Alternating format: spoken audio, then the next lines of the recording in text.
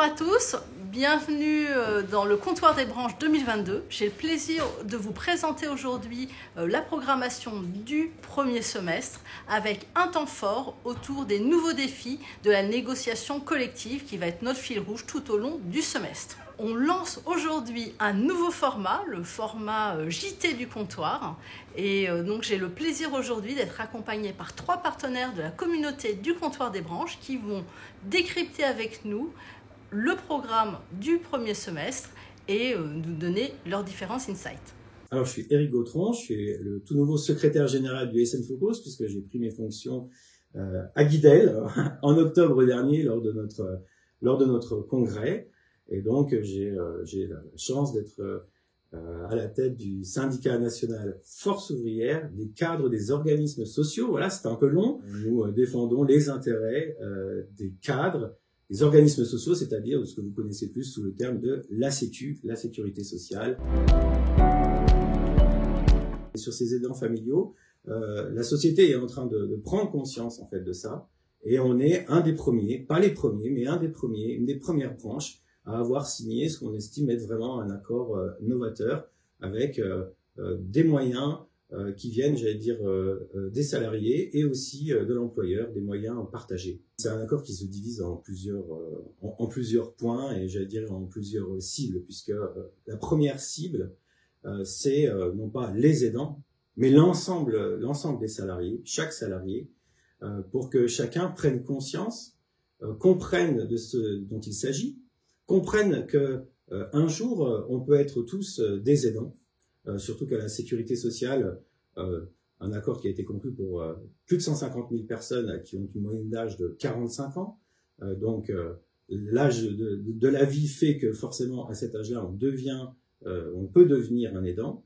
Eh bien le but c'est de sensibiliser et donc on va avoir une plateforme de services pour sensibiliser à la fois ceux qui ne le sont pas encore et ceux qui le sont déjà. Voilà, c'est la première brique de cet accord, c'est j'allais dire un accord pour l'ensemble des salariés.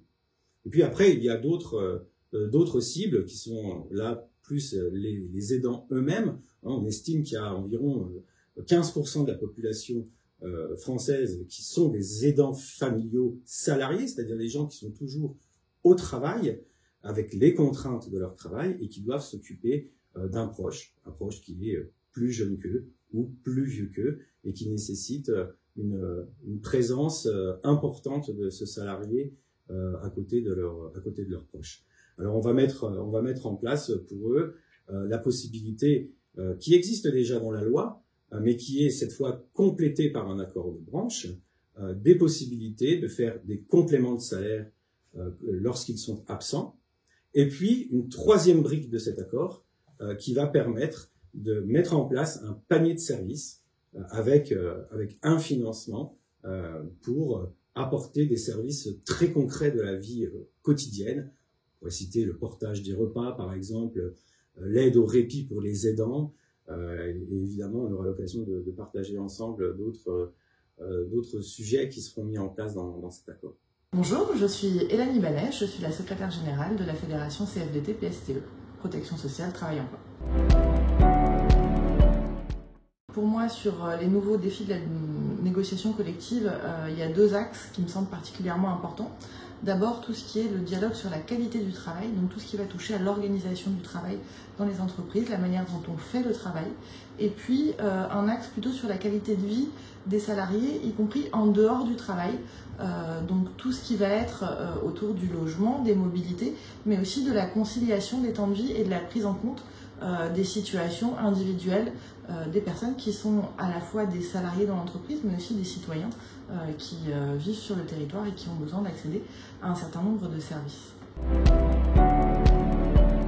Pour la CFDT PSTE, il y a 3 axes qui sont particulièrement importants sur le sujet de l'aide aux aidants. Le premier, c'est déjà l'information et l'accompagnement des salariés qui se retrouvent dans cette situation d'être aidants.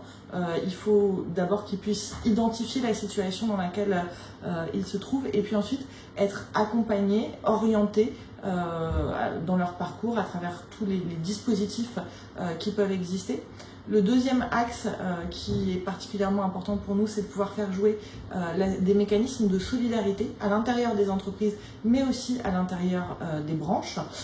Et puis le troisième axe qui est important et sur lequel on insiste, c'est la possibilité de dégager du temps pour les aidants, du temps pour eux, et un certain nombre de services qui vont leur permettre d'obtenir du répit, parce que généralement c'est ce point-là qui est assez fondamental pour les personnes qui se retrouvent dans cette situation.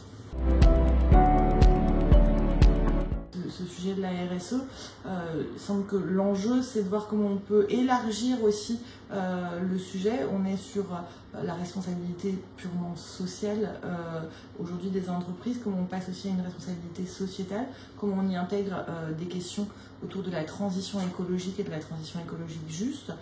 Qu'est-ce qu'on peut faire dans ce domaine-là et qu'est-ce qui se fait éventuellement dans d'autres branches. Je pense aux questions de la mobilité, je pense aux questions du logement.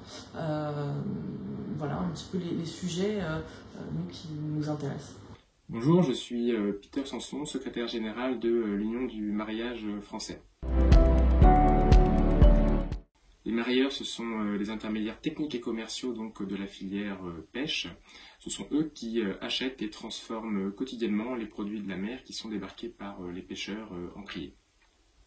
La branche du mariage, elle compte aujourd'hui 490 entreprises pour 11 000 salariés et elle est constituée à 95% de PME de moins de 50 salariés. Les défis de la négociation collective aujourd'hui, ils sont nombreux. Le principal enjeu pour nous, il est de rester pragmatique et d'avoir une action qui soit adaptée aux spécificités du secteur. Pour ça, il y a un enjeu important de connaissance et d'éclairage de la négociation collective, avec un important travail à mener dans le cadre des observatoires de branche. De plus en plus également, on retrouve un enjeu important d'accompagnement et en outils de services que l'on pourra donner aux entreprises de la branche pour venir accompagner toutes les politiques de négociation sociale. Suite à un premier diagnostic au niveau de la branche, l'Union du mariage français a souhaité créer en 2021 effectivement un outil d'autodiagnostic RSE spécifique aux entreprises de mariage. Ce que l'on retient, c'est que beaucoup d'entreprises de mariage avaient des choses à valoriser du point de vue de la RSE, avec une responsabilité territoriale sur le littoral et puis une responsabilité sociale qui sont importantes. Pour autant, très peu valorisaient et formalisaient ces engagements RSE. Et c'est là où l'outil collectif de sensibilisation s'est avéré intéressant. Il permet de proposer une solution concrète aux entreprises de mariage sans se substituer à leur politique d'entreprise. Puis il permet également à la branche de valoriser l'ensemble de ces actions.